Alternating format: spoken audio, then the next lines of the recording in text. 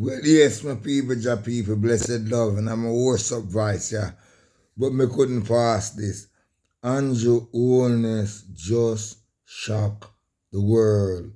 Yo, bro, God, you touch my heart on a real basis, sir. My apology also to you for doubting you on a real basis and talk bad about you. But I think all of those are well paying off. My God, yo, Andrew Holness just shocked the world, and Jamaica and shocked me too. Listen to this, my people. We probably come back at the end of it and make a comment. But we want to know if you listen to this. Distinguished military officials, members of the Burkina Faso delegation, representatives of the African Union, members of the parliament, and the people of Jamaica watching this historic moment. Yes, I stand before you today not merely as the Prime Minister of Jamaica, but as a man humbled by the weight of history and by the responsibility of acknowledging a truth that has lingered for far too long in silence. Today is not a day for politics. It is not a day for rehearsed lines, carefully crafted press statements, or diplomatic posturing. Today is a day for courage, a day for reflection, a day for an apology that carries not just words, but substance, an apology valued not only in the currency of dollars, but in the currency of justice, dignity, and humanity. My For God. years, the world has watched as the people of Burkina Faso have struggled against the weight of external pressures, unfair geopolitical manipulations. Stop wasting money on AI. And centuries-old structures designed to keep nations like yours small. For too long, many of us, directly or indirectly, stood on the sidelines, complicit in silence, benefiting from the imbalance of power that stripped Africa of her voice, her resources, and her dignity. And for that, I say, as the Prime Minister of Jamaica, we were wrong, profoundly wrong. This apology is not performative, it is not symbolic, it is backed by action. Jamaica, for the first time in its modern history, is making a $600 million reparative commitment to the government and people of Burkina Faso. A gesture not born out of pity, but out of moral clarity, historical accountability, and the understanding that reconciliation without restoration is an empty word. For that, I say, as the Prime Minister of Jamaica, we were wrong, profoundly wrong. This apology is not performative, it is not symbolic, it is backed by action. Jamaica, for the first time in its modern history, is making a $600 million reparative commitment to the government and people of Burkina Faso. A gesture not born out of pity, but out of moral clarity, historical accountability, and the understanding that reconciliation without restoration is an empty word. This is why I stand here today before the world to deliver a formal, unequivocal apology to President Ibrahim Traore and the people of Burkina Faso. Your nation, under your leadership, President Traore, has become a symbol of courage in an age where silence often masquerades as diplomacy. You have chosen to walk the hard road, the road of sovereignty, dignity, and self-reliance. A road that many warned would be lonely and unforgiving. But instead, what we have seen is the emergence of a nation unwilling to be dictated to, unwilling to be carved into someone else's geopolitical chessboard.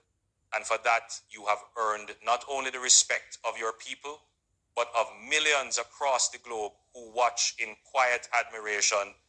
I speak to you as the head of a small Caribbean nation, one that has its own history of oppression, exploitation, and colonial entanglement. Our people, like yours, were made to believe for generations that our destinies could only be written by foreign hands. We were told to be grateful for crumbs while our labor, our lands, and our future enriched others. We were told to be silent, but silence does not heal wounds. It only buries them deeper. And buried wounds, as history has shown us, do not disappear. Ready, and to avoid getting a ticket from a radar, save this video. They fester, they rot, and eventually they force their way to the surface. The story of Burkina Faso is not far from the story of Jamaica. Two nations that stood on the periphery of global power, two peoples who inherited chains they did not forge. But there comes a time when history demands accountability, not from those who inflicted the wound alone, but also from those who stood by and watched. There comes a time when moral responsibility must outweigh political convenience. And that time for Jamaica is now. When I look at what your nation has endured, the economic blockades, the disinformation campaigns, the pressure to conform to external dictates, I see reflections of what so many of us have suffered. But where many have bent, you stood. Where many whispered, you spoke. And where many retreated, you advanced. That courage deserves more than applause. It deserves tangible solidarity. In the corridors of power across the world, there is an unspoken truth. Africa was never poor. Africa was made poor through structures designed to extract wealth, through policies that punished independence, and through narratives that painted resistance as recklessness. These structures did not exist in isolation. Can't believe. Many of our post-colonial nations, including my own, This is great. were forced to navigate and sometimes cooperate with systems that perpetuated that injustice, not always willingly, but undeniably. This is why today is not about Jamaica rescuing Burkina Faso. It is not about charity. It is about facing our own complicity in a global economic order that has enriched some at the expense of many. It is about acknowledging the years of silence, the years when we did not speak loudly enough as nations like yours were cornered and punished for daring to be free. It is about repair. $600 million is not enough to repay centuries of injustice. It will not restore every stolen dream. It will not erase every indignity, and it will not heal every scar. But it is a beginning, a tangible, accountable beginning, a step towards a new relationship between Jamaica and Burkina Faso, between our peoples and our futures. This commitment will not come with hidden clauses, nor will it be dressed as foreign aid. It will come as an unrestricted reparative fund to be used at the discretion of your government and your people. It will not come with the language of donors, but with the humility of partners. It will not be a handout, but a hand extended in respect. When we examined our trade history, our diplomatic positions, and our participation in international forums, we could not escape the uncomfortable truth that too often we positioned ourselves as silent beneficiaries of a world order that was built on Africa's suffering. We spoke about solidarity, but rarely acted with courage. And so this apology is also a mirror for Jamaica itself to look at who we have been and decide who we want to be. President Traore, I have followed your speeches. I have listened to your voice cutting through the noise of global diplomacy. I have heard you say that dignity is not for sale, that sovereignty is not negotiable, and that Africa will no longer kneel to beg for what is rightfully hers. And when I heard those words, something stirred deep within me, not just as a leader, but as a man who understands what it means to inherit the chains of history. Too many nations in the global south have been forced to wear the mask of diplomacy while bleeding silently. Too many have been pressured to accept conditional loans, to bend their knees in multilateral halls, to sign deals that enrich foreign corporations while impoverishing their own children.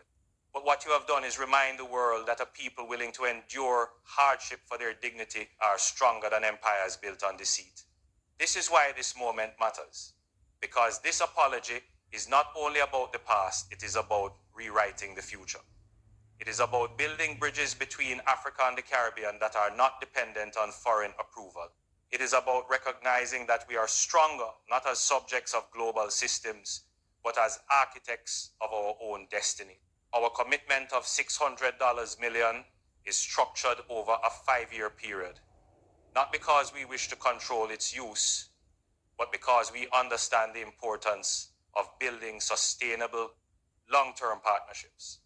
It is our hope that this fund will support the infrastructural dreams of Burkina Faso, whether in agriculture, technology, education, or health, wherever your people decide it is most needed.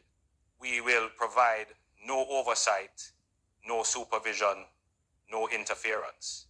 For the first time, we are not seeking to shape your development narrative. We are simply saying, this is yours. I have also instructed that a bilateral reparative development council to be established, not to dictate, but to listen. This council will be composed equally of Burkinabe and Jamaican voices, traditional leaders, economists, youth representatives, and cultural custodians. Its role will not be to decide for your people, but to ensure that the bridge we build between our two nations is made of trust, not paperwork. VFly is a company that helps your YouTube videos. I canceled Midjourney because this AI lets me create unlimited, ready-to-sell coloring books for Amazon KDP, all for a one.